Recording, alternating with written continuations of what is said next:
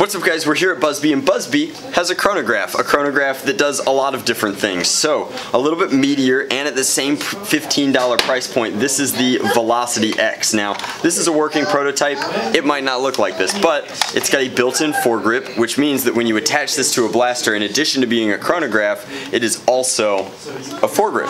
That's pretty cool, depending upon what you want to attach it to. Some of these longer rifles, that could be very handy, I believe. Now, it's interesting. It does only have 3-digit spacing, which means that it can only go up to 100 feet per second. Let's go ahead, fire through.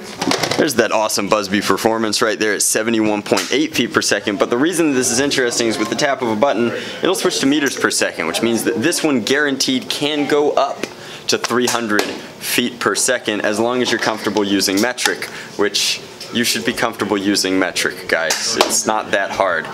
So it's a foregrip and a chronograph all in one, and it comes from Buzzbee, and it's $15, and I'm positive that this one will do most of the things that we need for the NIC. Like, this is just a really interesting product, and I'm glad that there's another option out there. So that's the VelocityX chronograph. There's not a whole lot that I can say about it. It is a very functional foregrip chronograph that does something at a very reasonable price point.